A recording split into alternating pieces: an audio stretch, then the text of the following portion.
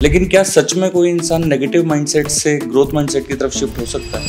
आजकल के यंगस्टर्स ना बहुत जल्दी में है। मिलियनेयर बनना है, बिलियनेयर बनना है, समय लगता है। 100% बनोगे तो जो यंग बंदे हैं जो कोच बनना चाहते हैं वो कोच बन सकते हैं, बहुत बढ़िया कोच बनेंगे। क्यों? क्योंकि वो इस चीज में नहीं जा रहे। और सर, ऐसी कौन सी गलतियां आपने देखी कि जो एक बिजनेसमैन को नहीं करनी चाहिए फिर भी वो करता चला जाता है? आज हमारे साथ हैं मिस्टर किशोर चैरानी, जिनसे आज हम बात करेंगे। Welcome sir to Ankush Mehta show. बहुत बहुत स्वागत है आपका। बहुत दिनों से हम प्लान कर रहे थे एक पॉडकास्ट करने के लिए, तो आज हम मिले हैं। तो सर, मैं चाहता हूँ आप एक ब्रीफ इंट्रोडक्शन मेरी ऑडियंस को अपने बारे में दें। जरूर। थैंक यू सो मच पहले तो अंकुश कि इनवाइट किया। मुझे बहुत अच्छा लगता है, ऐसे आराम से बैठे हैं, over a cup of T या कॉफी, बातचीत हो रही है और दिल से दिल की बात हो रही है, बहुत सारी शेयरिंग हो रही है। असली चीज़ यही है, दिल से दिल की बात होना। Absolutely. So thank you so much. तुम तो मुझे जानते ही हो, but just for the audience एक दोस्तों, मैंने 22 साल कॉर्पोरेट्स में काम किया और मैं बड़ा फॉर्चुनेट मानता हूँ अपने आप को कि मुझे इतनी अच्छी लर्निंग मिली है, इतना कुछ सीखने को मिला है। चाहे टाटाज में काम किया, HDFC जैसे ग्रुप के साथ काम करने को मिला, GE के साथ 12 साल मैं वाइस प्रेसिडेंट लेवल पे था, वहाँ से जो कुछ सीखा, इतना कुछ। तो लोगों के बारे में कि लोगों को मैनेज कैसे करना है, क्योंकि आज सबसे बड़ा चैलेंज ही दोस्त यही है कि यार लोगों से काम कैसे कराना। और वो जब सीखा, धक्के खा के सीखा, बड़े स्ट्रगल के साथ सीखा, बहुत सारे फेलियर्स हुए, मिस्टेक्स हुई, ब्लंडर हुए, उन सब से सीखा और इतना कुछ सीखा। और उसके बाद लगा कि लोगों की मदद करनी चाहिए, क्योंकि लोगों का स्ट्रगल है रियली। कब तक इंसान खुद लगा रहे? तो उसी वजह से शायद आप भी आए, मेरे साथ जुड़े। आपने मेरा कोई ऐड देखा, रील देखी, फिर आपने मुझसे संपर्क किया, मेरी मास्टर क्लास देखी और मास्टर क्लास के बाद आप जुड़ी गए हो पूरी जर्नी में है सर से। तो मेरे बारे में बस यही है कि बहुत कुछ सीखा है, अब लोगों की मदद कर रहा हूँ। तो आज वही डिस्कस करते हैं सर आपस में, ताकि जो हमारी ऑडियंस है वो भी सुने ऐसी कुछ बातें जो रूटीन में हम नहीं बता पाते उनको, और वो बातें करते हुए सामने आती हैं। तो सर, मैं स्टार्ट करता हूँ कि इंटरनेट पे वैसे तो ज्ञान बहुत है, लेकिन क्या सच में कोई इंसान नेगेटिव माइंडसेट से ग्रोथ माइंडसेट की तरफ शिफ्ट हो सकता है? बहुत बढ़िया सवाल है। नेगेटिव माइंडसेट बड़ा नेचुरल माइंडसेट है, पहले तो ये समझ लें। इसमें कुछ नेगेटिव जैसा नेगेटिव है नहीं, तो नेगेटिव को नेगेटिव देखना बंद कर दें पहले तो। क्योंकि जितना अपन जिस चीज को मैं कीवर्ड पे जा रहा हूँ सर। नेगेटिव माइंडसेट से ग्रोथ माइंडसेट पे कैसे आना? तो नेगेटिव माइंडसेट से ग्रोथ माइंडसेट की तरफ कैसे जाएं? बहुत अच्छा सवाल है। तो सबसे पहले तो ये समझना कि ये जो आजकल होड़ लग गई है, अरे नेगेटिव नहीं सोचना, ये नेगेटिव थॉट मुझे आ कैसे गया, मैं नेगेटिव हो कैसे गया, मेरे में कुछ गड़बड़ है। दोस्त, कोई गड़बड़ नहीं है, हर कोई नेगेटिव होता है। तो जब आप एक्सेप्ट करना, ओके होना सीख लेते हो शायद कि भाई हाँ, नेगेटिविटी एक मेरे जीवन का हिस्सा है, तो क्या होता है, एक सहजता आ जाती है। आप देखते हैं यार, हाँ नेगेटिव हुआ था, कोई बात नहीं, चलो अब इससे पॉजिटिव कैसे करना है। तो यही एक ओपन माइंडसेट जो है ना, वो जन्म लेता है ना। नहीं तो रेजिस्टेंस इतना होता है, आप अपने आप में गिल्ट में जाना शुरू हो जाते हो। मैं नेगेटिव क्यों हुआ, मुझे गुस्सा क्यों आया, आना नहीं चाहिए था। अरे भाई, और नेगेटिव हो रहे, रिलैक्स। इसका कारण भी अगर समझ लें, जो हम अपनी क्लासेस में डिस्कस करते हैं कि भाई ब्रेन जो है, ब्रेन का डिज़ाइन ऐसा है कि ये सर्वाइवल से चलता है। हम जंगलों में रहते थे, गुफा से निकलते थे, नेगेटिव जरूरी था भाई, कहीं से भी कुछ भी अटैक हो सकता है, शेर हो सकता है, चीता हो सकता है। तो ब्रेन का डिज़ाइन है, गड़बड़ ढूंढता है। आप दीवार को देखो, मैं अक्सर एग्जाम्पल लेता हूँ, दीवार को देखो तो डब्बे या डार्क में क्यों फोकस जाता है? सबकॉन्शियसली है, अनकॉन्शियसली है। तो अनकॉन्शियसली, सबकॉन्शियसली हम वायर्ड हैं नेगेटिव ढूंढने के लिए। तो इट्स ओके। अब जब अवेयर हो जाओ कि भाई नेगेटिव जाने से कुछ नहीं होगा, गुस्सा करके देख लिया, कुछ हुआ, टीम पे नाराज हो गए, क्लाइंट से नाराज हो गए, क्या हुआ? अपना ही नुकसान होता है। तो जब आप समझ लेते हो, अब आप तरीके सोचते हो, और आप जब इस पशु में लगते हो कि यार मैं पॉजिटिव कैसे हूँ, कैसे रहूं, ये अंदर से आता है। जब आपकी ये जिज्ञासा आती है, जब प्यास जागती है, जब ही घोड़ा पानी की तरफ जाएगा। बिल्कुल, है ना। तो अब आपका सवाल है भाई हो कैसे, ये शिफ्ट कैसे हो। तो एक तो इसकी कारण समझ लिया भाई क्यों नेगेटिव में जाते हैं, चुप के हर कोई जाता है, तो आप ओके हो गए। सेकंड, जैसे आप ओके होते हो, आपने रिवर्स यू टर्न लेना शुरू कर दिया, इस बात को जान लो। है ना। अब मैं एक टूल देता हूँ, बड़ा सिंपल सा टूल है कि भाई ब्रेन का डिजाइन ही ऐसा हो गया कि गड़बड़ ढूंढ रहा है, नेगेटिव ढूंढ रहा है, तो आप इसको ऐसे ट्रेन करो कि अच्छा ढूंढो। अब सोचने में बड़ा मुश्किल लगता है कि ऐसे कैसे, इस टीम मेंबर ने जैसा मैंने कहा था वैसे किया नहीं, फिर से गलती कर दी, अब मुझे बड़ा गुस्सा आ रहा है। उस वक्त आप कहते हो अच्छा देखो, ब्रेन का फोकस वहां जाता है, भाई तूने फिर से गलती की, तू हर बार गलती करता है, तू कब समझेगा, तू नहीं समझेगा तो मेरा कितना नुकसान हो रहा है, वो मैं तुझे कैसे समझाऊं। ब्रेन वहां जा रहा है, फोकस अटेंशन वहां जा रहा है। लेकिन अगर गुस्सा कर दिया अभी तो उसके अगर गुस्सा कर दिया अभी तो उसके मन में बात रह जाएगी, फिर वो कल को या तो छोड़ दे, कभी ना कभी निकलेगी, कैसे ना कैसे निकलेगी। अब ये बात हम समझते हैं, लेकिन उस वक्त बहाव इमोशन का इतना होता है, उसको रोक पाना है और उस वक्त मन को ये बता पाना कि देखो इसमें अच्छाइयां भी हैं, इसीलिए इसको रखा हुआ है, इसने अच्छे काम भी किए हैं और ये सच भी है, लेकिन मन का जो ब्रेन का फोकस है वो वहां नहीं जा रहा, वो गलती पे सुई अटक गई। तो इसके लिए हमेशा मन की प्रैक्टिस, ब्रेन की प्रैक्टिस कि अच्छा क्या है इस वक्त, अच्छा क्या है।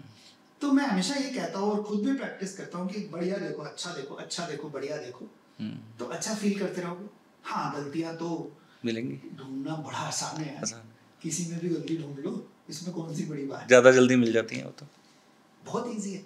तो जब आपकी प्रैक्टिस हो जाती है अच्छा देखने की, तो आप पॉजिटिव माइंडसेट में रहना सीख जाते हैं, आप लाइट हो जाते हो, अंदर से हल्के होते हो, आप में ईज ग्रेस आ जाती है। फिर जो और दूसरी चीज होती है जो पॉजिटिव माइंडसेट या ग्रोथ माइंडसेट के लिए बहुत जरूरी है, ग्रोथ यानी कुछ नया करना। ग्रोथ तो तभी आएगी ना, मैं वही चीज बार बार करता रहूं और एक्सपेक्ट कर रहा हूं कि कुछ नया हो जाएगा।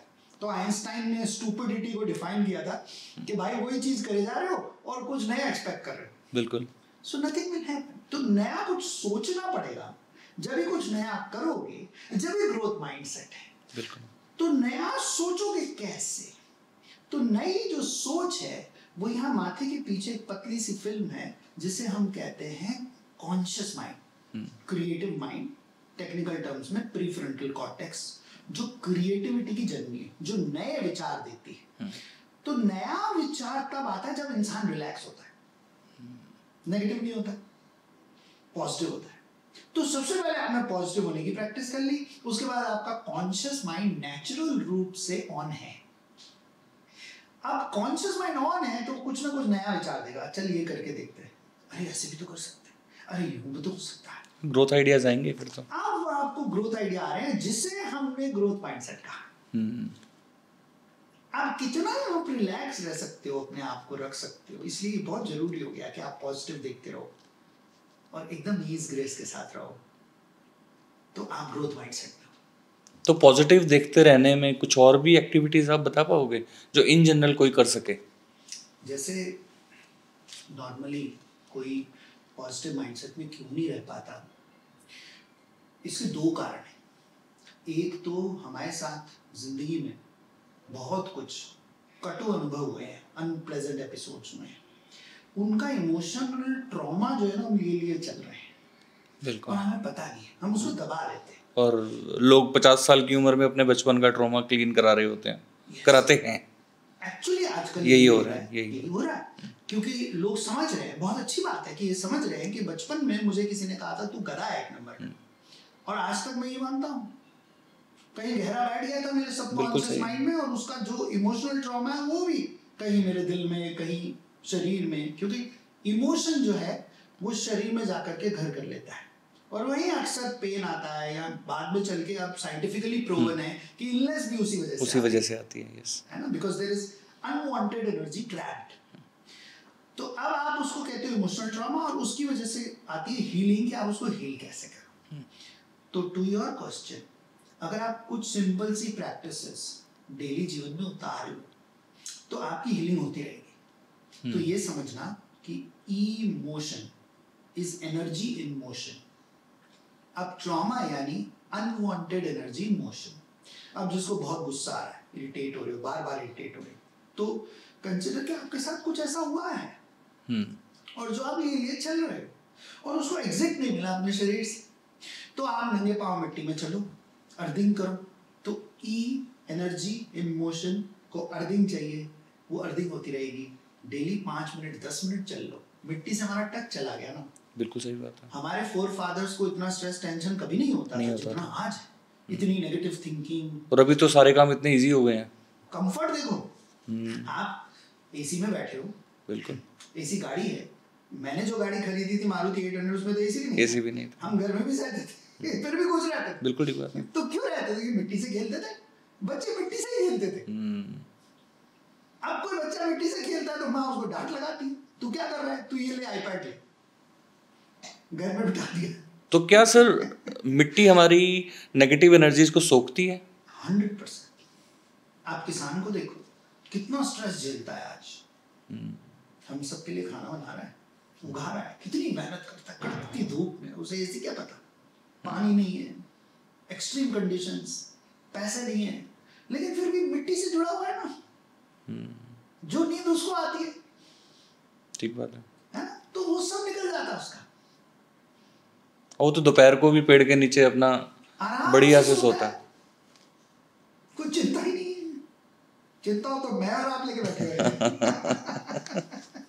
अच्छा सर, बिजनेसमैन पे आते हैं कि आपका भी काफ़ी एक्सपीरियंस है, तो आपने अपने एक्सपीरियंस में क्या देखा कि कॉमन मिस्टेक वो क्या कर रहा है जिसकी वजह से वो स्ट्रेस में है और प्रॉब्लम में है? बिजनेसमैन लोग या कॉर्पोरेट एम्प्लॉय लोग, जो आई थिंक एक कहीं हमसे मिस्टेक हुई है हमारे एजुकेशन सिस्टम में, वो ये कि फीलिंग्स और इमोशंस को समझा नहीं, जाना नहीं। अब इसका क्या मतलब है कि देखो, मुझे आपसे क्या जोड़ता है, वो है फीलिंग और इमोशन। यस। कोई भी रिलेशनशिप ले लो, तो उसमें जो बॉन्ड है ना, वो फीलिंग और इमोशन बेस्ड है। अब यही चीज अगर मैं बिजनेस में सेल्स पे लेके आऊं और मैं कहूं कि कस्टमर खरीदता ही फीलिंग और इमोशन की वजह से, ऐसा लगता है कि वो लॉजिकल डिसीजन ले रहा है कि पैसे तोल मोल भाव ये सब देख रहा है, लेकिन एक्चुअली ये है नहीं। आपके घर सब्जी आती है, फ्रूट आता है, ग्रोसरी आती है, आप उसी से खरीदते हो जहाँ व्यवहार है। बिल्कुल ठीक बात। अगर उसने थोड़ी सी एक कड़वी बात कर दी आपसे, आप तोल मोल भाव सब भूल जाते, चेंज हो जाएगा साथ के साथ, 1 सेकंड में चेंज हो जाएगा। तो आप ध्यान से देखो, आप जिसके साथ व्यवहार है, आप बोलते हैं यार ठीक लगा देना यार, देख लेना यार, तेरे हिसाब से देख ले, तेरे हिसाब से देख लेना, नहीं नहीं बाबूजी चिंता नहीं करो, चीज अच्छी मिलेगी, पैसा 1-2 रुपया ज्यादा तक जाएगा, आपका ध्यान रखूंगा, चिंता नहीं। अब आपको ट्रस्ट आ गया, फीलिंग इमोशन, उसके ऊपर ट्रस्ट। अब ट्रस्ट के साथ है रिस्पेक्ट। अब यहाँ रिलेशनशिप बननी शुरू हो गई। ये इंग्रेडिएंट्स हैं कुछ रिलेशनशिप के, और रिलेशनशिप ही काम आती है। मैंने तो मेरी जिंदगी में देख लिया कि इतने काम आई है रिलेशनशिप। तो जब हम रिलेशनशिप्स को समझते हैं, उसकी इंग्रेडिएंट्स को समझते हैं, तो काम बहुत आसान हो जाते हैं, चाहे बिजनेसमैन हो चाहे कॉर्पोरेट एम्प्लॉय। तो ये जो मिसिंग हुआ ना कहीं एजुकेशन सिस्टम में, ये समझाया नहीं गया यार बचपन से हमें। मुझे भी नहीं समझाया गया, इसलिए मैंने बड़ी तकलीफें खाई। तो आज सोचता हूँ यार भाई, टाइम से पता चल जाता है, या हमारे बच्चों को आज पता चल जाए, इतनी तकलीफ ना सहो, क्यों सह रहे हो, व्यवहार बना के रखो। गुस्से को कैसे चैनलाइज करना है, धरती में करना है, पानी से नहा के, नमक लगा के, कई टूल्स हैं कि आप अपने इमोशन को ना निकाल सकते हो। तो उसका तरीका है निकालने का, उसको समझो और निकालो अपने अंदर से। इमोशन रख के क्या करोगे, रिश्ते बिगाड़ रहे हो, जिंदगी में तकलीफ पा रहे हो, यही हो रहा है। और तो है क्या, यही है, सिंपल है, यही हो रहा है ना? क्योंकि गुस्से में एक बोली हुई बात हमेशा याद रहती है उसको। चुप जाती है। मैंने आपसे 10 साल बहुत अच्छा व्यवहार रखा अंकुश भाई, है ना, एक दिन कुछ कह दिया, आपको क्या याद रहेगा? 10 साल याद रहेंगे? वो एक दिन याद, वो एक चीज याद रह जाती, चुप जाती है ऐसी। अब ये हकीकत है ना भाई। हाँ, इसको टाइम से समझ लो तो कामयाब हो जाओगे, नहीं तो चल ही रहा है। बिल्कुल सही बात है। तो अपने आप पे, जिसे हम कहते हैं सेल्फ कंट्रोल कह लो, सेल्फ मैनेजमेंट कह लो, इमोशनल मैनेजमेंट कह लो, आजकल बहुत जरूरी हो गया है कि मुझे ये देखना कि यार मुझे गुस्सा आ रहा है, और ये भी समझ लेना कि अभी मुझे ऐसा लग रहा है कि मुझे अंकुश की इस बात पे गुस्सा आ रहा है। एक्चुअली क्या हो रहा है ना कि अंकुश ने जो कहना था कह दिया, बहाव में कह दिया, गलत कह दिया, सही कह दिया, जो भी कहा, लेकिन यहाँ कुछ ना कुछ पुराना ट्रॉमा था जो छिड़ गया, तार छिड़ गई वो वाली। अगर इंसान ये देख पाए, अब क्योंकि ब्रेन कहता नहीं अंकुश ने ऐसा कैसे कह दिया, अरे भाई किसी और को कहा, उसको तो बुरा नहीं लगा, तो कुछ तो यहाँ था जो तुम्हारे तार छिड़े, तो वो तार तो कोई भी आएगा छेड़ जाएगा। अंकुश की क्या गलती इसमें? आज अंकुश ने छेड़ा, कल को तुम्हारा बेटा छेड़ेगा, तुम्हारी बीवी छेड़ेगी, पड़ोसी छेड़ेगा, पड़ोसी का कुत्ता छेड़ेगा, तो क्या करोगे? तो भाई तार सही कर लो। बिल्कुल सही सर। अच्छा, अब हम रिलेशनशिप बिल्डिंग की बात कर रहे हैं, तो सर अब कोई मल्टी स्टोरी बिल्डिंग्स में रहता है, उसके पास मिट्टी वाला वो नहीं है, क्योंकि नीचे पार्किंग्स हैं, मिट्टी में वो वाला नीचे से तो कनेक्शन कटा हुआ है, करंट आ नहीं रहा पूरा, उसके लिए क्या है कैसे? बहुत सारे टूल्स हैं भाई। एक तो जैसे मैंने अभी जिक्र किया कि आप नहाते हो तो नमक से नहा। नमक एक गिफ्ट है जो नेगेटिव एनर्जीज को क्लीन करता है। तो मैं रोज सुबह नमक से नहाता हूँ। जहाँ भी ऐसा लगता है यार यहाँ डर है, यहाँ महसूस हो रहा है पेट में, या यहाँ पे अभी भी गुस्सा या फ्रस्ट्रेशन कहीं कहीं शरीर में, आप देखना चाहोगे ना, विथ प्रैक्टिस आप देख लोगे कि कहाँ इमोशनल ट्रॉमा है। विपश्यना की एक प्रैक्टिस है, बड़ी गहरी प्रैक्टिस है, गहन प्रैक्टिस है। 10 दिन आप कैंप में रहते हो तो वो आपको यही दिखाते हैं, sensations, vibrations in your body where the energy is trapped। आपको नहीं समझ आता, कोई बात नहीं कि कहाँ गुस्सा है, कहाँ, आप सब जगह ही नमक लेके नहा के देखो, एक बार करके देखो, हफ्ता 10 दिन। नंबर 1। नंबर 2, आपकी जहां भी आस्था विश्वास है, मंदिर में, मस्जिद में, चर्च में, आप एक बार जाओ, वहां मत्था टेको, और जितना बड़ा पड़ा है ना निकाल दो। कैसे निकालें सर? लिख के दें, रोएं? लिख के भी दे सकते हो, रो भी सकते हो। इमोशन निकलना चाह रहा है, लेकिन रोकता क्या है? हमारी विचारधारा, जिससे हम कहते हैं belief system. Belief system society के कुछ बनाए हुए हैं, कुछ अपने आप बनते हैं। जैसे सोसाइटी में कहते हैं मर्द को दर्द नहीं होता, तू तो लड़का है, तू रो नहीं सकता, लड़का होके रो रहा है, लड़का होके रो रहा है। तो अब ये क्या है, ये कुछ इतना गहरा बैठता है। तो एक सेंटेंस, उसमें इमोशन जोड़ा और आपके अंदर फूंक दिया, और वो आपके अंदर जाके बन गया बिलीफ सिस्टम। मैं रो नहीं सकता। तो हमारे अभी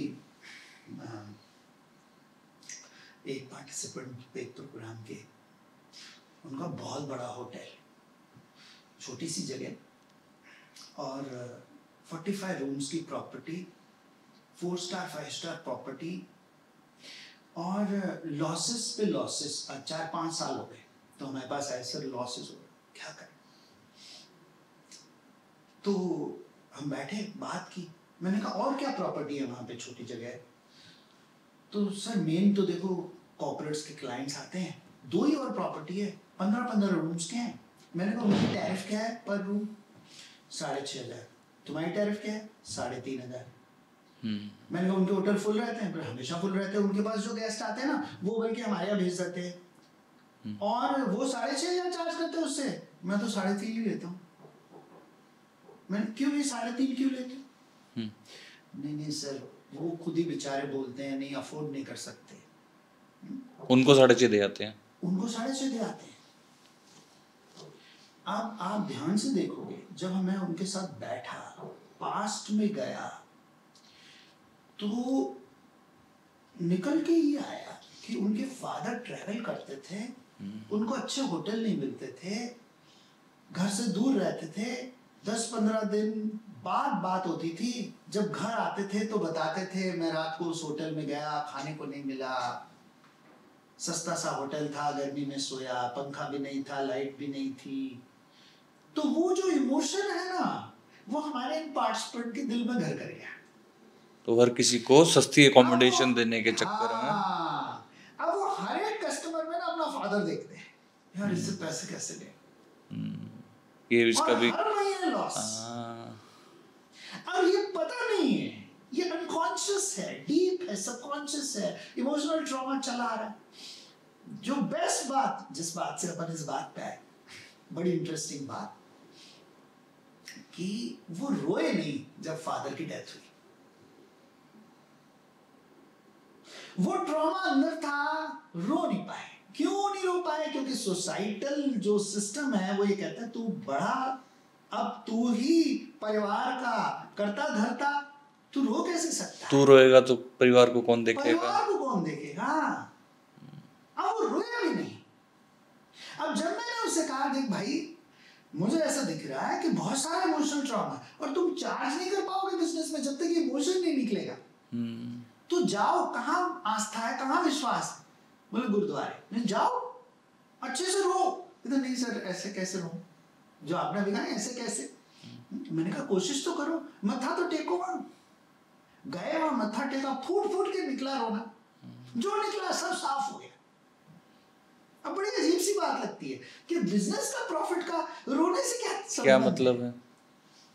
लेकिन एक्चुअली मैं बता रहा हूं अंकुश कि मैं कम से कम भी नहीं तो पिछले 8 साल में 10,000 से ज्यादा लोगों से डील कर चुका हूं, और जो पीछे छुपा हुआ प्रॉब्लम है ना, वो इमोशनल है, जिसकी वजह से आपका सेल्फ एक्सप्रेशन चला गया है, आप बोल नहीं पाते, डर एक अलग ही लेयर बन जाती है हमारी तरफ।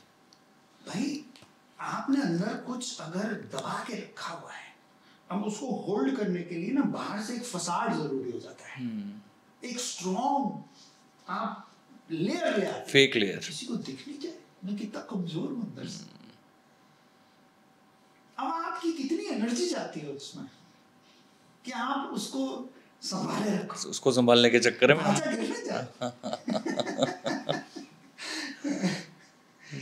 सही सर। अच्छा सर, ये और बताओ कि ऑर्गेनाइजेशंस को क्या चैलेंज आते हैं जब टीम वर्क और लीडरशिप की बात आती है, उनके लिए क्या सजेशन है आपके लिए? भाई छोटी ऑर्गेनाइजेशन हो, मीडियम हो, बड़ी हो, सबसे बड़ा तो लोगों को जोड़ के रखना, क्योंकि हर इंसान अपने limiting beliefs, negative thinking, trust खो चुका है, तो कहीं भी आता है तो उसको ऐसा ही लगता है यार बड़ा नेगेटिव माहौल है, बड़ा मैनिपुलेशन है, बॉस तो अपनी ही सोचता है ना, बिजनेस ओनर तो अपना ही प्रॉफिट देख रहा है, मेरा क्या होगा? ये बहुत बड़ा चैलेंज है, और इस नेगेटिविटी के चलते वो और नेगेटिव हो जाता है, कहीं और नेगेटिविटी बिखेरता है, वो लोग और नेगेटिव होते हैं, जिसकी वजह से आजकल ऑफिस पॉलिटिक्स एक मेजर प्रॉब्लम है, नेगेटिव कल्चर ऑफिस का एक मेजर इशू है। ये इसका सॉल्यूशन क्या है? इससे पहले सर ये बताओ, क्या ये छोटी ऑर्गेनाइजेशंस में ही है? बहुत बड़ी बड़ी ऑर्गेनाइजेशंस हैं, क्योंकि हम तो अपने वालों की बात करेंगे, हमारे जैसे जो लोग हमें मिलते हैं। मैं अभी भी बड़ी ऑर्गेनाइजेशंस के लिए भी वर्कशॉप्स करता हूं, जेएसडब्ल्यू स्टील के लिए करता हूं, और बड़ी, तो ये चैलेंजेस आपको बड़ी ऑर्गेनाइजेशंस में भी मिलते हैं सर, जहाँ पे सिस्टम्स कितने सालों से चलते आ रहे हैं? देखो सिस्टम आपने बना दिया, सिस्टम का एक अपना रोल है, सिस्टम को फॉलो करने वाला तो इंसान है, ह्यूमन बीइंग है, उसकी एजुकेशन सिस्टम तो वही है, तो उसे ना फीलिंग्स, ना बॉन्डिंग, ना रिलेशनशिप, ना इमोशंस, कुछ नहीं सिखाया गया। तो जब ये सिखाना ही पड़ता है, इमोशनल मैनेजमेंट एक बहुत बड़ा टॉपिक है लीडरशिप डेवलपमेंट में, चाहे आप कॉर्पोरेट्स ले लो, चाहे आप छोटी ऑर्गेनाइजेशन ले लो, क्योंकि छोटी ऑर्गेनाइजेशन का भी जो ओनर है वो एक लीडर है, आज वो खुद की इमोशन नहीं मैनेज कर पाता, आप डर में हो, तो डर एक ऐसी एनर्जी है जो सामने अपनी टीम में जाएगी ही जाएगी अगर आपने सेल्फ इमोशनल मैनेजमेंट से उस डर को हटाया नहीं, और डर बड़े स्वाभाविक से है, सैलरी कहाँ से आएगी, सेल हो नहीं रही है, इस महीने डाउन है। अब आप अगर उसको मैनेज नहीं कर सकते और अपने स्टाफ पे वो कहीं ना कहीं किसी रूप में निकल गया, इरिटेशन, फ्रस्ट्रेशन, आपने कुछ कह दिया, तो वो फैलता है और फिर वही आपका स्टाफ जाकर के क्लाइंट से डील करेगा, तो वो भी कोई इमोशनली स्ट्रांग तो है नहीं, वीक है। तो बिजनेस ओनर या लीडर को इमोशनली स्ट्रांग होना, इतना कॉन्फिडेंस होना, सेल्फ कॉन्फिडेंस कूट कूट के भरा हो, क्या सेल नहीं हो रही, ये महीना डाउन है, कोई बात नहीं, अपने को क्या करना है, सही क्या है इस वक्त करने को, वो करो। और वो अंदर से अपने आप पे भी विश्वास होना, दृढ़ता होना, डिसिप्लिन होना, कामनेस होना, फेथ होना, ट्रस्ट होना, ये सब बहुत जरूरी है। दुनिया में तो बहुत उथल पुथल हो रही है। डोनाल्ड बाबा तो कहर ढा रहे, राइट? अब उसकी वजह से सब डायनामिक, सब हिला हुआ सर। ये रियलिटी, कोई आएगा और सब कुछ हिलाएगा। अब जो अंदर से स्थिर है वो तो अपनी टीम को साथ में लेके चलेगा, कोई बात नहीं यार, अंकुश मैं हूं यार, आज नहीं हुआ कोई बात नहीं, करेंगे अपन, देखते हैं और क्या करना है, कितने और लोगों से मिलना है। तो सही लीडर तो वही है जो ये सब मैनेज करके चले। सर टाटा, HDFC, जेनपैक्ट, आपने कई कंपनीज के साथ, बड़ी बड़ी कंपनीज के साथ काम किया है, ऐसे कौन से लेसन्स हैं सर जो आज तक काम आ रहे हैं? बहुत सारे लेसन्स हैं, लेकिन कुछ जो बहुत ही मेरे दिल के क्लोज हैं। तो टाटाज में मेरे बॉस थे जिनसे मैंने ये चीज़ जो मैं अभी बात कर रहा था ये सीखी कि कैसे भी अपनी एनर्जी को हाई रखना, कितनी भी प्रॉब्लम आ जाए बड़ी से बड़ी, उनके शक्ल पे जरा सी उफ नहीं दिखती थी, एकदम शांत, एकदम कॉन्फिडेंट, हमेशा आपको ऐसे दिखेंगे कि पता कर दिया अपन ने, जड़ है वाकई। और अल्टीमेटली होता भी यही था फिर फाइनली कि कंपनी झंडे ही गाड़ती थी। तो किसी को भी पूछ लो तो वो ये बोलता है यार उनके साथ काम करना है यार, उनसे सीखना है यार। तो एक चीज जो नंबर 1 लेसन कि आप अपनी एनर्जी मैनेजमेंट सीख जाओ, इमोशनल मैनेजमेंट सीख जाओ, एनर्जी को हाई रखो, जो नंबर 1 लेसन जो मैं सबको बोलता हूँ। ये सिखाया गया था या आपने सीख लिया? कुछ दोनों ही हुआ, क्योंकि मैं ये जानना चाह रहा हूँ क्या इस तरह की ट्रेनिंग्स या कुछ मिलता है? उस टाइम तो नहीं था। जब पहली बार मुझे ये फीडबैक मिला, किशोर तेरी शक्ल पे ही तेरा गुस्सा साफ दिखता है, मैंने कहा अच्छा फिर क्या करूं? समझ नहीं आया, बता तो दिया, करूं क्या? तो मेरे को तो कई साल लग गए इसको समझने में और इसकी गुत्थी सुलझाने में कि भाई मैं दिख कैसा रहा हूँ, मेरे शक्ल पे क्या दिख रहा है ना, उसको कैसे मैनेज करूँ। फिर मैं देखा यार चलो मैंने तो कैसे न कैसे करके कर लिया, अब मेरी टीम को कैसे सिखाऊं? उनमें भी गुस्सा दिखता था आपको? अरे भाई ये तो एक बड़ी स्वाभाविक सी बात लगती है ना कि भाई गुस्सा ये इसको आ रहा है गुस्सा इस टाइम, कर नहीं रहा लेकिन ये है तो सही, दिख तो रहा, वो बेचारा पूरा कंट्रोल करके बैठा है लेकिन दिख रहा। तो करो क्या? तो बहुत साल लगे, फिर मैंने कुछ basic fundamental step by step निकाले, कुछ ट्रेनिंग से निकाले, क्योंकि ट्रेनिंग्स का मेरे को बड़ा शौक था, तो मैं दुनिया भर की ट्रेनिंग्स कर लेता था, जहाँ मौका लगे अरे चल यार ये भी करके आते, ये भी करके आते। तो नेशनल इंटरनेशनल बड़ी सारी ट्रेनिंग्स करी। फिर वहां से मेरे को समझ में आया यार ये एक फ्रेमवर्क बन सकता है, स्टेप बाय स्टेप लेके चलते हैं ना कि कैसे फीलिंग इमोशन को समझना है। तो इसलिए मैं फीलिंग्स इमोशंस चार्ट निकाला कि आप उस पे बड़ा सिंपल से तरीके से समझ जाओ कि भाई मैं कहाँ हूँ, कहाँ पे हूँ इस टाइम, गुस्से में हूँ। मेरी पूरी टीम ने अपने ऑफिस में अपने डेस्क पे लगा के रखा हुआ है सर। वंडरफुल। तो ऐसे स्टेप बाय स्टेप ना हम बनाते चले गए उसको, और डीप जाते चले गए। और जैसा मैं कह रहा था कि फीलिंग्स इमोशंस मेन है यार, उसी से क्रिएटिविटी आती है, उसी से रिश्ते बनते हैं, उसी से एनर्जी आती है, उसी से आपकी पर्सनालिटी बनती है। आप हो क्या, वो सब आपकी फीलिंग्स इमोशन से आता है। तो वो फिर धीरे धीरे फ्रेमवर्क बना, फिर उससे ट्रेनिंग्स बनी, ट्रेनिंग से अब आज हम सबको ट्रेनिंग्स दे रहे हैं। बिल्कुल सर। और ये जो आपकी $1 मिलियन वर्कशॉप है जो रिलेशनशिप पे होती है और बड़ी फेमस है, 99 रुपीज़ वाली, इसमें सर सामने वाला क्या लेकर के जाता है आपसे उन 3 घंटों में? मैं अगर किसी को कहूँ ना कि A to Z सब लेके जाता है, और मेरी चेष्टा ये रहती है कि सब ले जाओ, रियली मेरी चेष्टा ये रहती है, मुझे फर्क नहीं पड़ता आप 99 दे रहे हो नहीं दे रहे हो।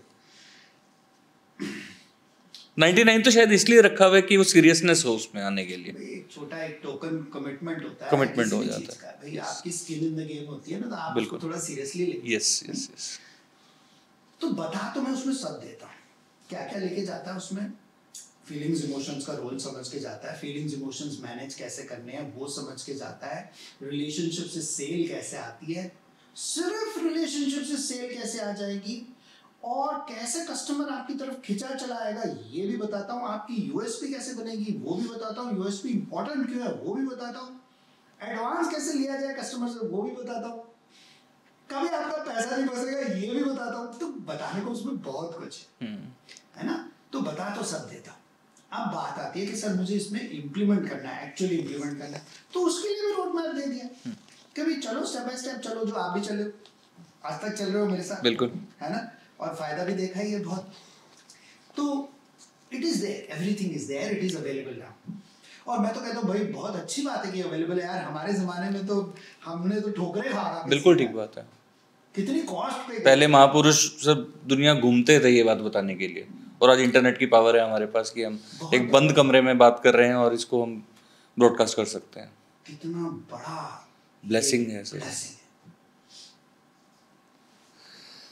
और सर ऐसी कौन सी गलतियां आपने देखी कि जो एक बिजनेसमैन को नहीं करनी चाहिए फिर भी वो करता चला जाता है?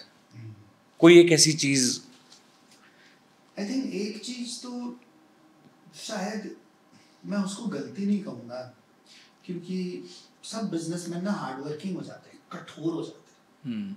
गलती नहीं है ये स्वाभाविक है। जो एवोल्यूशन प्रोसेस है कि आप खुद लगते हो, मैं भी लगाऊं, मैं टाटाज में भी था तो झाड़ू लगाई है ऑफिस में, है ना, पियून भी नहीं था, पानी भी खुद ट्रे में लेकर के आता था, जब एक रूम के बिजनेस सेंटर से शुरू किया था टाटा एआईजी। तो चाहे आप बिजनेसमैन हो, चाहे आप कोई बड़ी कंपनी के लिए काम कर रहे हो, स्टार्ट तो आप बहुत छोटे से करते हो, तो हर चीज खुद करते हो। अब हर चीज खुद करते हो तो करते करते माइंड की वायरिंग कुछ ऐसी हो जाती है कि सब कुछ मुझे ही करना है। ये वायरिंग जो हो गई ना कि सब कुछ मुझे ही करना है, मैं ही करूंगा और कौन करेगा, सुपरमैन मैं ही हूँ, मैं ही हूँ, करता धरता तो मैं ही हूँ।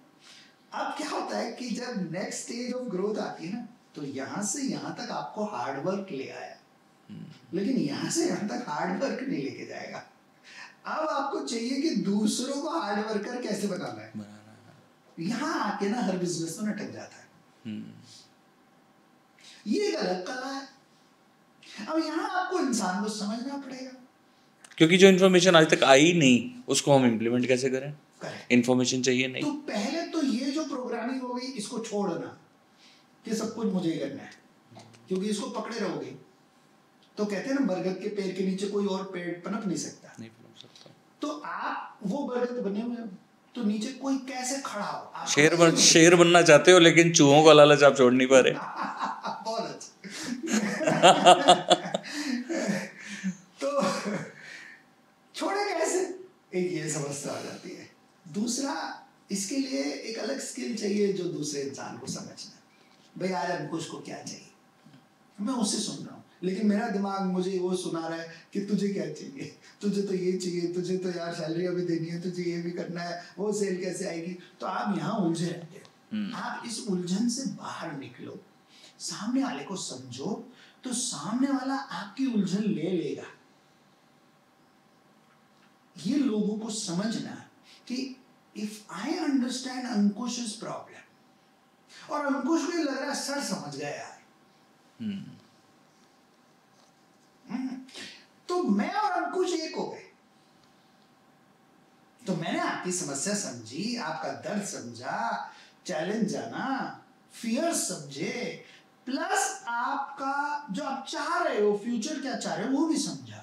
और मैं कहता हूँ अंकुश, मैं तुम्हारे साथ खड़ा हूं, चलो यार अपन साथ चलेंगे, तुम्हारे डर मेरे डर, तुम्हारा चैलेंज मेरा चैलेंज, और मैं तुम्हें लेके चलता हूं। तो जब मैं आपके लिए खड़ा हो गया, मैं हूं ना, तो आप कहते हो सर मैं भी तो हूं ना, ये बड़ा स्वाभाविक रूप से आता है। तो यहां क्या हो रहा है, अब ये बॉन्डिंग क्रिएट हो रही है, ये टीम वर्क हो रहा है। तो किसी और को समझना, किसी और को जानना, उसके ख्वाब समझना, उसकी तरफ उसको प्रोत्साहित करना, लेके चलना, एक्चुअली जेन्युइनली, यहाँ मैनिपुलेशन नहीं चलता दोस्त। बहुत लोग ना ढोंग करते हैं, इस बात ढोंग दिख जाता है।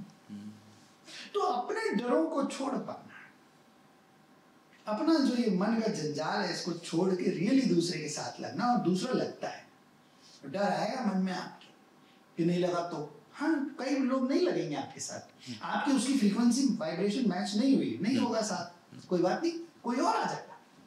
टीम वर्क ऐसे ही क्रिएट होता है। तो टीम वर्क मोस्ट बिजनेसमैन में एब्सेंट है, जो सीखना पड़ेगा, जो सीखना अगर नेक्स्ट लेवल पे जाना है। नहीं तो खुद लगे ना, नहीं तो जो चल रहा है फिर तो चल ही रहा है ना, उसमें भी कोई बुराई थोड़ी। पर ख्वाब बड़े बड़े हो गए, सोशल मीडिया इंटरनेट का एक ये जो दुष्प्रभाव है कि लोग देखते हैं वो तो इतना बड़ा हो गया, हाँ, मैं रह गया। तो भाई सीख ली, तो हार्ड से स्मार्ट जाना है, और उसके लिए हमें टीम बिल्डिंग और टीम वर्क बहुत हार्ड से, दिल से जाना है, दिल से ही समझना पड़ेगा, दिल से ही जोड़ना पड़ेगा सर। आप ऑथर भी हैं, आपने एक बुक लिखी है बी द आउटलायर, किस चीज ने इंस्पायर किया आपको? अगर मैं ये कहूँ अंकुश कि दिल में ख्वाब किताब लिखने का सबका होता है, लेकिन हर कोई यही सोचता है शायद मेरी तरह कि यार मैं क्या किताब लिखूंगा, मेरे में ऐसा क्या ही खास। तो एक हमारे फैन थे, ऐसे ही सुनते सुनते फैन हो गए थे हमें, तो वो बार बार आके बोलते सर किताब लिखो सर, आपने इतनी अच्छी बातें बोली हैं, किताब लिख दो। अब किताबें मैंने पढ़ी बहुत है, लेकिन लिखना तो एक अलग ही चीज है, अलग जोन है। तो एक दिन कोई ऐसे मिल गया जिसने कहा भाई देखो मेरी क्या मदद चाहिए बताओ, पर कोशिश करो। फिर मेरी वाइफ, वो भी उस दिन उस साथ में ही थी, वो बोली भाई चलते हैं ना कहीं, ऐसे बैठेंगे लिखने लगेंगे, हो जाएगी, चलो तो सही। तो उस दिन पता नहीं क्या सोची, हमने गाड़ी उठाई और निकल पड़े मनाली। अच्छा, बढ़िया सा होटल था वहाँ, और वहाँ पे ऑफ सीजन था, तो ऊपर रेस्टोरेंट में ऐसे बड़ी सुंदर वादियाँ, कांच लगा हुआ, वहाँ बैठे हैं। बोलो कहाँ से शुरू करें, तो बोले पहले प्रॉब्लम से शुरू करते हैं। अब बहुत लोग मुझसे पूछते हैं मेरे को किताब लिखनी है तो कैसे शुरू करें, तो मैंने प्रॉब्लम क्या है, क्या प्रॉब्लम सॉल्व करने निकले इस किताब से, जो पढ़ेगा उसकी समस्या क्या है। तो पहले समस्या लिखी, फिर अच्छा उसका सोल्यूशन क्या होगा, फिर सोल्यूशन पे विचार किया, वो लिखना शुरू किया। तो सुबह सुबह 6 बजे हम बैठते थे और बस जो मन में आता था वो लिखते जाते थे। प्रॉब्लम सोची, उसका सोल्यूशन लिखा, प्रॉब्लम सोची, उसका सोल्यूशन लिखा। फिर देखा तो ये जो है, जो प्रॉब्लम्स हैं, ये मिली जुली सी एक ऐसे एंटरप्रेन्योर या जो हेड है बिजनेस का, उसके लिए है। क्योंकि मैं भी वही रहा हूँ, तो निकलेगा क्या अंदर दिल से, बिल्कुल निकलेगा, है ना। तो निकल के जब वो एक कुछ रूप ले लिया उसने, फिर हमने कहा चलो इसका नाम सोचते हैं और इसको पब्लिश होने देते हैं। तो that is how the book came out. और सर कोई ऐसा आपने केस स्टडी आपके पास है जिससे आपकी बुक्स से किसी की लाइफ पे इम्पैक्ट देखा हो? बहुत सारे। तो हुआ यूं कि एक वाइस प्रेसिडेंट थे, तो पहली वर्जन बुक की निकली जो इतनी सर्कुलेट नहीं हुई थी, उसको उन्होंने पढ़ा। तो ऑफशोर ड्रिलिंग रिग थी एक मस्कट के बाहर, और वहाँ पे वो हेड थे, कोरोना का टाइम था, कंपनी थोड़ी तकलीफ से गुजर रही थी, 3 महीने से तनख्वाहें नहीं दे पाई थी। तो अब वो कैसे ना कैसे करके मैनेज कर रहे हैं, लोग छोड़ भी रहे हैं, क्या ही करेंगे, लेकिन लोग रुके भी हुए हैं, अभी एक दिन तनख्वाह मिल जाएगी। एक दिन यूं हुआ कि वाइस प्रेसिडेंट मुझे बता रहे कि एक लेबर का मशीन के नीचे हाथ आया और उसकी राइट हैंड की ये मेन फिंगर कट गई।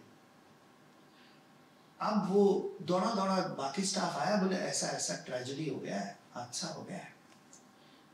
तो ये वाइस प्रेसिडेंट मुझे कहता है, सर वैसे होता ना तो मैं तो एकदम से अंदर से सल्क कर जाता था, खून तो मेरे से देखा ही नहीं जाता, और मैं फ्रीज स्टेट, जो अपन सर्वाइवल में FFF बोलते हैं, उसमें फ्रीज स्टेट में चला जाता था। तो क्योंकि किताब में ये सब समझाया हुआ, उसने किताब पढ़ी होगी, तो वो टर्म्स तो वो उनको देख पाया कि मैं फ्रीज हो रहा हूँ। खुद ही बता रहा है, कहता मेरे को जैसे ही उसने बोला मैं फ्रीज स्टेट में जाने लगा। लेकिन मैंने कहा यार मैं तो हेड हूँ, मुझे कुछ तो करना पड़ेगा, मैं फ्रीज स्टेट में नहीं जा सकता। तो खड़ा हुआ, अपने आप वो धक्का दिया उसने, कैबिन से बाहर निकला, देखा ऐसे ऐसे हो गया। उस दिन लकीली कहता है कि वैसे तो जनरल फिजिशियन आता था रेगुलर वीकली विजिट पे, उस दिन एक सर्जन आया हुआ था क्योंकि फिजिशियन छुट्टी पे था, और सर्जन ने उसे चेक किया और बोला 10 मिनट में मुझे साइन चाहिए, मैं सर्जरी से ऑपरेट करूंगा तो ये फिंगर वापस जुड़ जाएगी। अब वहां पे साइन कौन करे? तो उसने हाथों हाथ फोन लगाया, उसकी फैमिली को वीडियो कॉल किया, भाई ऐसे ऐसे हो गया और मैं आपकी तरफ से ये साइन कर रहा हूं। और कहता है कि 10 मिनट में वो सर्जरी हुई, उसकी उंगली वापस लग गई। I am so grateful, I am so thankful. और ये वो खुद सुना रहा है।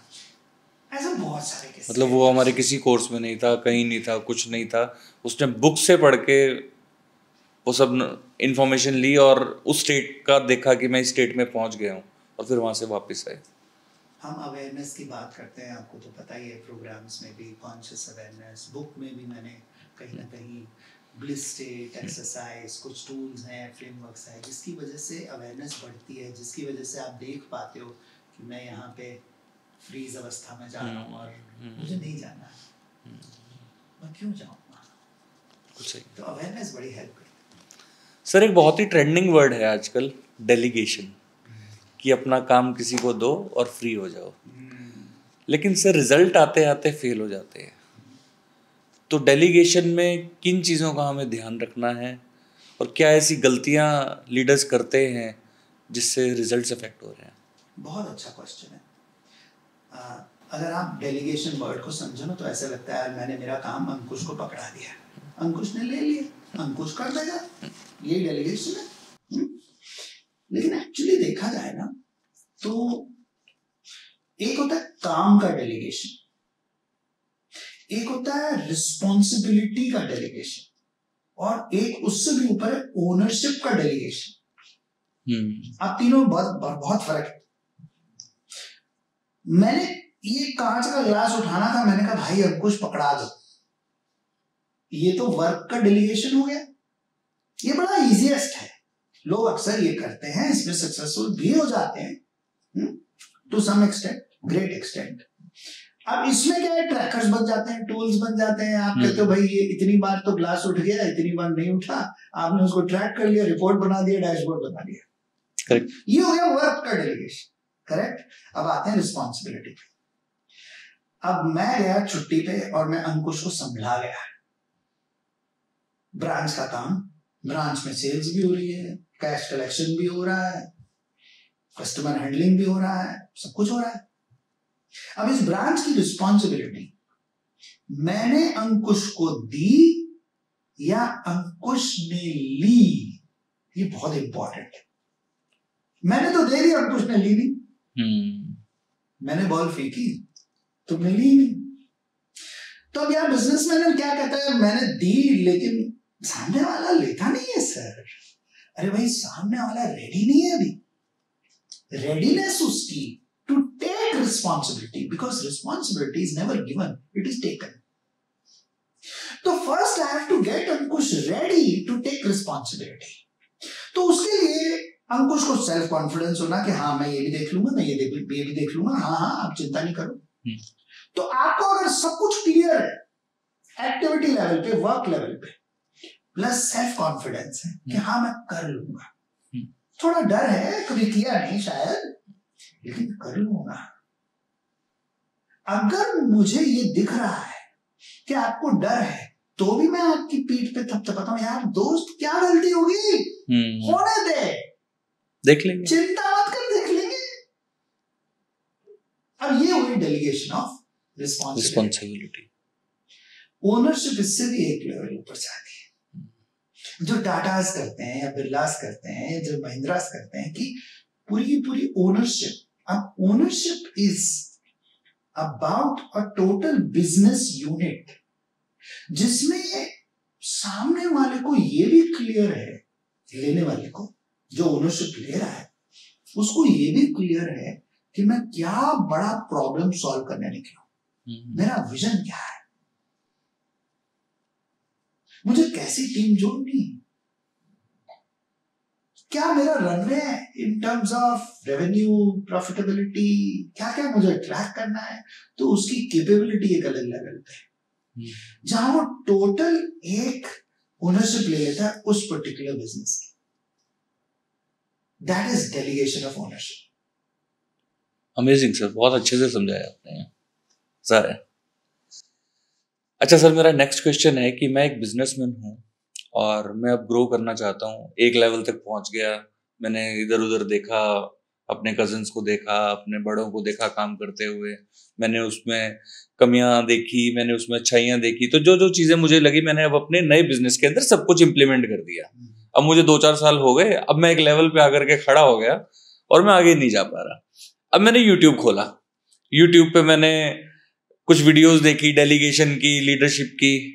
अब मैं फेसबुक पे आया, इंस्टाग्राम पे आया, मुझे एड्स आनी शुरू हो गई कोचेस की। हमारे इंडिया में अब कोचेस बहुत कर रहे हैं और इंटरनेट भी बहुत ज्यादा हो गया है, ये सब चीजें इंफॉर्मेशन आने लग गई है। अब मुझे एड्स आ रही हैं कम से कम भी 10 कोचेस की, तो मैं एक अच्छा कोच कैसे चुनूं? बहुत बढ़िया बहुत अच्छा है। क्योंकि सर हर कोई कहता है देखो मैं बेस्ट हूं, हर किसी के पास टेस्टिमोनियल है, लेकिन मेरे लिए कौन बेस्ट है?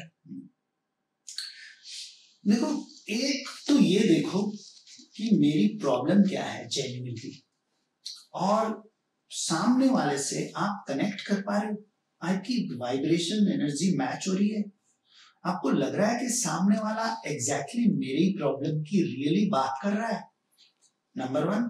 नंबर 2, उसके पास रियली सॉल्यूशंस हैं, मेरे जैसे और कितने लोगों की उसने एक्चुअली मदद की। नंबर 3, मुझे पर्सनल टाइम मिलेगा, या मैं 200-400 की क्लास में बस एक छोटी सी स्क्रीन हो उसके लिए? क्या पर्सनल अटेंशन मिल रहा है? क्या मैं पर्सनल क्वेश्चन पूछ पा रहा हूं? मुझे पर्सनली जवाब मिलेंगे इस कोच से? क्या वो मुझे हैंड होल्ड करेगा? जहां मैं अटकूंगा, मुझे समझ नहीं आ रहा, वहां उसका स्टेप बाय स्टेप मुझे सॉल्यूशन मिलेगा या नहीं? सॉल्यूशन दिया जाएगा। क्योंकि आप क्यों आ रहे हो? आप इसलिए आ रहे हो, ज्ञान लेने तो आ नहीं रहे। आपने खुद देखा भाई, इंटरनेट पे ज्ञान बहुत है, यूट्यूब वीडियो देख लो। आप आ इसलिए रहे हो कि हैंड होल्डिंग चाहिए, आपका पर्सनल जो इश्यू है वो सॉल्व होना चाहिए, पर्सनल अटेंशन चाहिए, इसलिए तो आ रहे हो आप एक कोच के पास। तो वो सब मिलेगा नहीं मिलेगा। फिर नंबर 2 बहुत इंपॉर्टेंट जो चीज है कि कोच की क्या क्वालिफिकेशन है, उसने किस कंपनी के लिए काम किया, क्या उसने जीई से सीखा, टाटा से सीखा, एचडीएफसी से सीखा, टोयोटा से सीखा, या यूट्यूब पे 10 वीडियो देख के कोच बन गया? तो ऐसा भी बहुत है जो कहीं भी कुछ भी जैसे कहते हैं ना अपने यहाँ जुगाड़ तो इधर से उधर से जोड़ा और आज ज्ञान दे रहे हैं। तो प्रैक्टिकल एक्सपीरियंस, एक्चुअली उन्होंने किस ऑर्गेनाइजेशन में किस लेवल से शुरू हुए, कहां तक गए, उन्होंने क्या क्या एक्चुअली खुद किया, वो भी बहुत जरूरी है before you decide a good coach. क्योंकि अच्छे कोच को जब आप सुनते हो, और मेरे भी बहुत सारे गुरु रहे हैं, अभी भी हैं, मेरे कोचेस हैं, तो जब आप उनको सुनते हो ना, उनके एक एक सेंटेंस में छलकता है, निकल के आता है प्रैक्टिकलिटी। कोई ज्ञान नहीं हो रही है, ये रियल है, वो साफ पता लगता है, पता चलता है। तो जेन्युइन होना चाहिए, ऑथेंटिक होना चाहिए, आपका प्रॉब्लम आपको दिखना चाहिए, समझ में आना चाहिए कि यहाँ सॉल्व होगा, पर्सनल हैंड होल्डिंग मिलनी चाहिए। ये मेरी समझ में 4-5 बेसिक क्राइटेरिया है। और उसके बाद आप ट्राई करो। आजकल बहुत इजी हो गया है, जर्नी शुरू होती है एक फ्री मास्टर क्लास 99 रुपीज से, उसमें ही आपको 3 घंटे में कनेक्शन पता चलता है मेरा बिल्ड हो रहा है या नहीं इनके साथ। कनेक्शन मेन है। और फिर क्या है कि रियल प्रॉब्लम बिजनेसमैन को पता नहीं होती। जैसे मेरे को सबसे पहले ये समझाना पड़ता है कि भाई रियल जो इश्यू है ना सर, असल प्रॉब्लम यही है क्योंकि हर कोई भाग रहा है, दौड़ रहा है इधर से उधर, तो उसको पता ही नहीं है उसको चाहिए क्या है। ये बहुत इंपॉर्टेंट है कि मुझे पता नहीं है मुझे क्या चाहिए। मैं कहता हूँ यार टीम अच्छी नहीं मिलती, कहीं से टीम जुगाड़ दो यार, अच्छे लोग जुगाड़ दो। मैं अपने आप पर तो काम करने को तैयार नहीं। अरे भाई अच्छे लोग तो ऐसा थोड़ी कभी मिले नहीं तुम्हें, ठीक है? तो टिकाना तो आना पड़ेगा, सीखना पड़ेगा। फिर डेलीगेशन, रिस्पॉन्सिबिलिटी, ओनरशिप, क्योंकि उसको भी तो ग्रो करना है, वो कोई स्लेव बनने थोड़ी आया है आपके। बिल्कुल ठीक बात है। तो जैसे उसे लगेगा यार कोई मैं बदवा मजदूर हूँ, उसको जैसे ये फीलिंग आएगी वो जुड़ जाएगा। उसको अपना सेल्फ एक्सप्रेशन, वो जमाने गए जो 35-35 साल इंसान काम करता था आंखों की शर्म में, ऐसा भी था किसी टाइम में। अभी सब फास्ट हो गया है, हर कोई कहता है भैया मेरे पास दूसरी जगह तैयार है, देख ऑफर लेटर आया हुआ। स्पेशली आजकल की जनरेशन, वो ना तो पैसे से मोटिवेटेड है। आप उसको बोलते हो भैया 5,000 इंसेंटिव, 10,000 बोनस, 20,000 बोनस, आप लैक्स में दे दो। आजकल सबसे बड़ी समस्या यही है कि ये जो जेनजी कहते हो या जो भी कहते हो, मिलेनियल्स कहते हो, ये किसी की मिलेनियल्स तो अब जेनजीज को सॉल्व करने की प्रॉब्लम ढूंढ रहे हैं कैसे होंगे। मिलेनियल्स अब बुजुर्ग में आने लगे सर। तो सबके लिए है कि पैसा मोटिवेशन नहीं रहा। सर, इंडिया के अंदर कोचिंग इंडस्ट्री बहुत ग्रो कर रही है और काफी हद तक कर भी चुकी है। तो जो हमारे यंग एंटरप्रेन्योर्स हैं, जो कुछ साल काम करने के बाद उनको लगता है कि अब हमें सिखाना चाहिए लोगों को और वो कोचेस बनना चाहते हैं, तो ऐसी कौन सी गलतियां हैं सर जो उनको नहीं करनी चाहिए, या ऐसी कौन सी टिप्स आप उनको देना चाहेंगे जो उनके काम आए? देखो, एक तो ये डिफरेंशिएशन कोच और मेंटोर, ये समझना जरूरी है। क्यों समझना जरूरी है? देखो, मेंटोर वो है, जैसे मैंने टाटास जी वगैरह वगैरह काम किया तो मुझे वो आइडिया है, प्रैक्टिकल नॉलेज है ना, कि डैशबोर्ड्स कैसे बनते हैं और क्यों ज़रूरी हैं, या ये सब जितना बजट बनना चाहिए, प्लानिंग होनी चाहिए, ईयर ऑन ईयर विजन कैसे बनता है, विजन पे स्टिक कैसे रहते हैं, उसकी प्लानिंग एक्चुअली एग्जीक्यूशन कैसे होता है, ये सब प्रैक्टिकली किया हुआ है। तो ये सब अगर मैं आपको सिखा रहा हूं तो उसे कहेंगे मेंटरिंग। ये कोचिंग नहीं है। कोचिंग क्या होती है? तो कोचिंग वो होती है जहां मैं अंकुर को देख करके, समझ करके, उसके इमोशंस को जान के उसे ये समझ पा रहा हूं कि यार इसे डर रोक रहा है, और मैं अंकुश की मदद कर रहा हूं कि वो अपना डर देख करके और डर निकाल पाए और जो करना है वो कर पाए। नहीं तो उसका डर उसकी लेजीनेस और प्रोक्रेस्टिनेशन करवा रहा है और वो टाल रहा है चीजों को। ये जो एस्पेक्ट्स है ना, जिसे हम कहते हैं सॉफ्टवेयर एस्पेक्ट्स, बिहेवियरल एस्पेक्ट्स जो हैं, ये कोचिंग से जाते हैं। तो जो यंग बंदे हैं जो कोच बनना चाहते हैं वो कोच बन सकते हैं, बहुत बढ़िया कोच बनेंगे। क्यों? क्योंकि वो इस चीज में नहीं जा रहे, मेंटरिंग में नहीं जा रहे, उन्होंने बिजनेस शायद अपने खड़े नहीं किए, कोई बात नहीं, लेकिन आप ये जो टूल्स हैं जिसे हम कहते हैं neuro scientific tools, NLP tools, psychological tools, emotional tools, framework सीख करके आप किसी की मदद कर रहे हो कि वो अपनी लेजीनेस, प्रोक्रास्टिनेशन छोड़ करके एक्शन में आ रहा है। पता है उसे क्या करना है, उसे बताने की जरूरत नहीं है। तो कोच बताता नहीं है, कोच अच्छे सवाल पूछता है, आपको एक गहन चिंतन में लेके जाता है, आप खुद सोच पाते हो, अपने अंदर से जवाब ढूंढ पाते हो, निकाल पाते हो अपने अंदर से, अपनी स्ट्रेंथ्स को निखार पाते हो, वो कोच है। लेकिन मेंटर क्या है? मेंटर आपको बताता है देखो डैशबोर्ड ऐसे बनेगा। अब क्या है कि नॉर्मली पब्लिक को ये पता नहीं है, वो कोच को मेंटर, मेंटर को कोच, सब कंफ्यूज रहती है। और एक बार इसमें ट्रेनर भी आ जाता है। हाँ, ट्रेनर भी आ जाता है, बहुत बढ़िया बात। तो ट्रेनर क्या करता है? Trainer is 1 to many, coach is 1 to 1, mentor is 1 to 1। अगर मैंने 1 to many को सिखाना शुरू कर दिया, मैं आपने अपनी टीम को भेज दिया 20 लोगों को, सर इनको सिखाओ डैशबोर्ड कैसे बनता है और कैसे जो है ये मैट्रिक्स मेजर होंगे और कैसे इसको फॉलो होगा, तो वो मैं ट्रेनिंग कर रहा हूँ 20 लोगों की। लेकिन अगर मैं अंकुश के साथ बैठा हूँ और उसके साथ डैशबोर्ड मैट्रिक्स और बजटिंग और प्लानिंग की बात हो रही है, तो वो मेंटरशिप हुई। और अंकुश के साथ बैठा हूँ और उसके डर की बात हो रही है, कोचिंग, तो वो कोचिंग हुई। वो सही है सर। कोचिंग में पैसा कितना है सर? भाई पैसा तो हर चीज़ में है, सिर्फ कोचिंग में ही नहीं है, मेंटरशिप में भी है, ट्रेनिंग में भी है। अच्छे ट्रेनर्स लैक्स चार्ज करते हैं एक एक ट्रेनिंग के, मैं खुद करता आया हूँ। अच्छा coach anywhere between 25, 30,000, 40,000, 50,000 per hour charge करते हुए मैंने देखा है। मेरा खुद के चार्जेस जो हैं 30-35,000 पर आवर रहे हैं। मैं जो कोच को पे किया है, जो मुझे कोच करते हैं, वो 30-35,000, 50,000 पर आवर चार्ज करते हैं। तो पैसे की कोई लिमिटेशन नहीं है, आप बहुत कुछ कमा सकते हो। अगर सवाल ये है कि मैं कोच बनूं और क्या मेरे लिए करियर प्रॉस्पेक्ट्स हैं। शुरुआत कहाँ से हुई?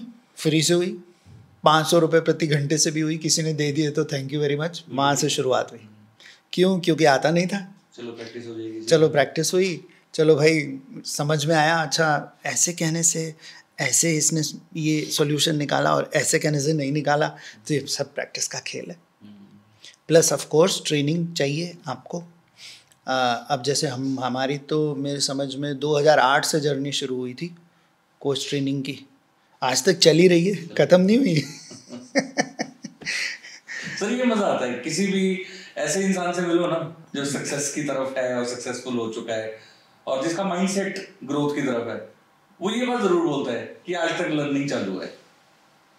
और ये समझ में आता है कि जो कहता है कि मुझे सब कुछ आ गया, आ सकता ही नहीं है यार, आ सकता ही नहीं है। इतना कुछ है सीखने को और दुनिया इतनी जल्दी बदल जाती है।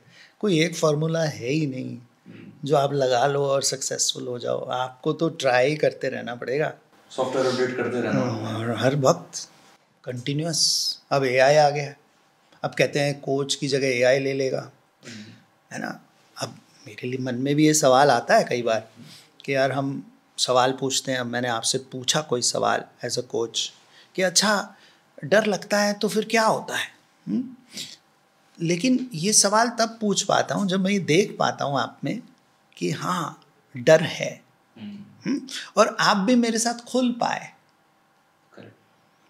आप मेरे साथ कंफर्टेबल फील करोगे जब भी तो खुलोगे कि सर मुझे यहाँ डर लगता है, एक्सपांशन कर रहा हूँ डर लगता है, टीम ले तो रहा हूँ डर लगता है।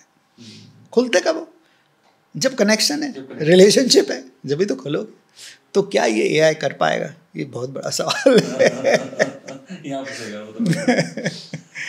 अच्छा सर, अब आपको 2008 से आप शुरू हुए, हम 2025 में बैठे हैं, 17 साल हो गए इस जर्नी पे, और कोचिंग के अंदर बहुत आगे तक पहुंचे हुए हो आप और इतने सारे स्टूडेंट्स को कोच कर रहे हो, बिजनेसमैन को कोच कर रहे हो। कभी ऐसा लगा कि पंगा ले लिया यार? नहीं, ऑनेस्टली ऐसा कभी नहीं लगा। बहुत सुकून मिलता है, बहुत फुलफिलमेंट मिलता है। और शायद मैं बहुत अच्छा कॉर्पोरेट करियर था, बढ़िया चल रहा था, लेकिन वहाँ से मन हटा ही यूँ कि यार ये सब कर लिया। लेकिन बात करते करते जब किसी इंसान की जब समस्या हल हो जाती थी और वो आता तो बड़ा चिंतित सा चेहरा लेके और जाता है एकदम खुशी से भरा हुआ, तो बड़ा अच्छा लगता है, मोटिवेशन आता है, बहुत अंदर से सुकून मिलता है, फुलफिलमेंट जिसे कहते हैं ना, वो मिलने लगा और दिखने लगा। और फिर बार बार यही दिखने लगा और वहाँ से मन उबने लगा जो करते थे। तो डायरेक्शन ही यहीं से मिला। फिर कहीं ना कहीं एक दिन मन में विचार आया यार वो सब बहुत हो गया, अब यही करते हैं। हाँ ज़रूर ये भी सवाल था कि भाई इसमें इतने पैसे मिलेंगे, पैसे तो ज़रूरी हैं, खर्चे हैं, बच्चों की एजुकेशन है वगैरह वगैरह। ये सवाल ज़रूर था। तो रिस्क लिया कि ठीक है, इसको मैं 2 साल दूंगा। पहले 2 साल का सोचा था, नहीं हुआ तो नौकरी तो कभी भी कर सकते हैं यार, वापस चले जाएंगे। तो जब करने लगे 2 साल में तो इतने पैसे कुछ बने नहीं ऑनेस्टली, लेकिन रास्ता दिखने लग गया, डायरेक्शन सेट हो गई, मज़ा आने लगा बहुत। तो फिर करते चले गए। तो अब टचवुड बहुत अच्छा काम सेट हो गया है। बहुत अब सर टीम ने कुछ आपके लिए रैपिड फायर क्वेश्चंस भेजे हैं। क्या बात है। और सिंगल वर्ड में आंसर देंगे। सर एक ऐसा शब्द जो आपकी जर्नी को डिफाइन करता है। पेशेंस। अगर आप कोच ना होते तो क्या होते हैं? शायद टीचर होता, बच्चों को पढ़ाता। लाइफ का सबसे बेस्ट डिसीजन क्या है? जॉब को छोड़ना। एक ऐसी हैबिट जिसने आपका की रोल प्ले किया सक्सेस में? कमिटमेंट। ठान लिया तो छोड़ते नहीं। Biggest limited belief people have? मेरे से नहीं होगा। One daily practice to rewire the brain? Look for good. अच्छा क्या है? स्ट्रेस बस्टर जो जेन्युइनली काम करता है? सिंगिंग। स्किल वर्सेस माइंडसेट, क्या important? Mindset. Mistake people make in networking? अपनी बात कहने की उत्सुकता। One relation building tip for success? Listen. Top performers और बाकियों में क्या फर्क है? उनमें धैर्य है। कोई ऐसी किताब जिसने आपका माइंडसेट चेंज किया? What got you here will not take you there, Marshall Goldsmith. Books या podcast? Podcast. Work from home या वर्क फ्रॉम ऑफिस? कभी कुछ। ईमेल्स या voice notes? Voice notes. Emotion आता ना उसमें, ईमेल में इमोशन का बहुत जबरदस्त कंपटीशन दे रहा है। हाँ। सर जो यंग एंटरप्रेन्योर्स हैं जिन्होंने अभी अपनी जर्नी शुरू करी है, या वो स्टूडेंट्स जो एंटरप्रेन्योरशिप में आना चाह रहे हैं, उनके लिए कोई मैसेज देना चाहेंगे? बहुत इम्पॉर्टेंट है कि पेशेंस रखो। आजकल के यंगस्टर्स ना बहुत जल्दी में है, मिलियनेयर बनना है, बिलियनेयर बनना है, समय लगता है। 100% बनोगे, लेकिन नंबर 1 एक ऐसा प्रॉब्लम पकड़ो जो रियली आपका दिल करता है सॉल्व करने को, और उसमें मज़ा आता है आपको सॉल्व करने में। क्यों दिल करता है? क्योंकि आसान नहीं है जर्नी, तो अगर दिल से हो रही है तो मज़ा आएगा। उतना पेशेंस और कमिटमेंट जो लाने की ज़रूरत है वो ला पाओगे आसानी से, अदरवाइज़ वो बहुत मुश्किल हो जाता है। जब कठिन दौर आता है तो वो कमिटमेंट, वो जज्बा, वो जुनून, उसको लगाए रखना when things go tough, it's very important. So find something that you love to do, that you are passionate about, that you truly feel satisfied about, and then just go for it and let it take whatever time it takes. It will take time. और पहले कहते थे 1001 दिन, अभी मुझे नहीं पता कितने दिन, बट कैसे भी वो कमिटमेंट कैसे लाओगे कि जमे रहो, बने रहो गेम में, बस वही किए। Thank you so much sir. Thank you दोस्त, तहे दिल से शुक्रिया। बहुत मज़ा आया सर बात करके, और आई होप हमारी ऑडियंस को काफ़ी कुछ मिला हमारे इस पॉडकास्ट से, और बहुत जल्दी नेक्स्ट पॉडकास्ट में हम लोग मिलते हैं। Thank you so much. My pleasure. Thank you dear.